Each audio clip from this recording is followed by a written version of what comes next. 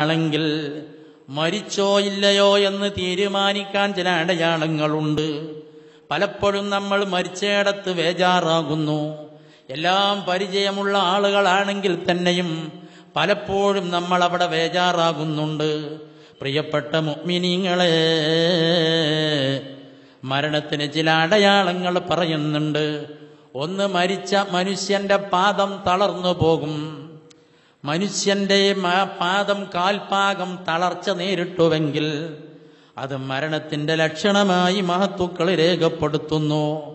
അതുപോലെ തന്നെ അവന്റെ മൂക്കിന് ചായ്വ് സംഭവിക്കും. മൂക്കിങ്ങനെ ചായ്ഞ്ഞു കിടക്കും. അതിങ്ങനെ ചാഞ്ഞു കിടക്കുന്ന അവസ്ഥ വന്നാൽ അതും മരണത്തിന്റെ അടയാളമായി പറയുന്നുണ്ട്. മുഖത്തിന്റെ തോല് പിടിച്ചാൽ അതിങ്ങനെ നീണ്ടു പോരുന്നുവെങ്കിൽ അത് മരിച്ചു എന്നതിന്റെ അടയാളമാണ്.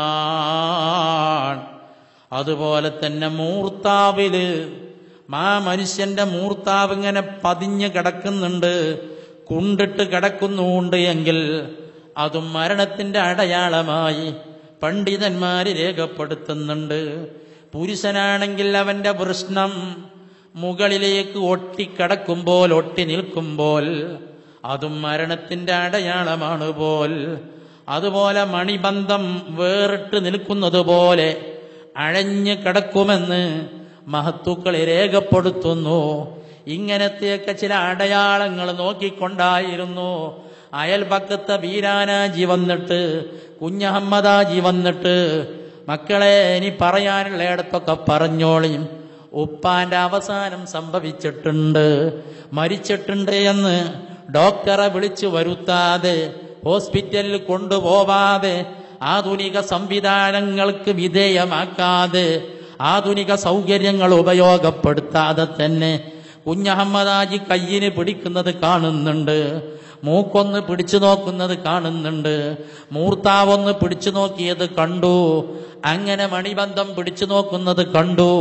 എന്നിട്ട് ഇദ്ദേഹം തീരുമാനിച്ചു മരിച്ചിട്ടുണ്ട്. ഓ എന്റെ മുഅ്മിനീങ്ങളെ, നമുക്കിതൊന്നും അറിയില്ല. മരിച്ചോ ഇല്ലയോ എന്നറിയാൻ ഇന്നൊരു മാർഗവുമില്ല. അവസാനം മരിച്ചിട്ടല്ലേ നമ്മൾ ഹോസ്പിറ്റലിൽ കൊണ്ടുചെല്ലുന്നത്. കൊണ്ടുചെന്നതിന് ശേഷം ആ ഹോസ്പിറ്റൽ മനുഷ്യനെ വഞ്ചിക്കാനും അറുക്കാനും കൊല്ലാനും നിർമ്മിക്കപ്പെട്ട ആ സ്ഥാപനത്തിലേക്ക് കൊണ്ടുചെന്നപ്പോൾ തന്നെ മരിച്ച മയ്യത്തിനെയാണ് ICUവിലിട്ടത്. മണിക്കൂറുകൾ ICUവിലിട്ടിട്ട്, ഒരു ദിവസം അര ദിവസം ICUവിലിട്ടിട്ട് ഈ മനുഷ്യനെ കാശ് ഞെക്കി പിഴിയാൻ മരിച്ച മയ്യത്തിനോട് പോലും ഒരിത്തിരി ദയ കാണാത്ത ആധുനിക പണക്കൊതിയന്മാരെയാണ് നാം കാണുന്നതല്ലേ. എന്തുകൊണ്ടാണ് നമുക്കിതൊക്കെ സംഭവിക്കുന്നത്? പഴയകാല ആളുകൾ ഇത്തരം അടയാളം നോക്കിയിട്ട് മരിച്ചു എന്ന് ഉറപ്പ് വരുത്തിയിരുന്നുവെങ്കിൽ നമുക്കിന്നതിന് കഴിയുന്നില്ല. മുഅ്മിനായി മരിച്ചാലും മുഅ്മിനല്ലാതെ മരിച്ചാലും, ഈമാൻ കിട്ടി മരിച്ചാലും ഈമാൻ ഇല്ലാതെ മരിച്ചാലും ഈ അടയാളങ്ങളെ കൊണ്ട് മരണപ്പെട്ടു എന്ന് നമുക്ക് തീരുമാനിക്കാം. ഈമാനുണ്ടായോ ഇല്ലയോ എന്ന അടയാളമാണ് മഹാനായ സൽമാനുൽ ഫാരിസി നേരത്തെ പറഞ്ഞു തന്നത്.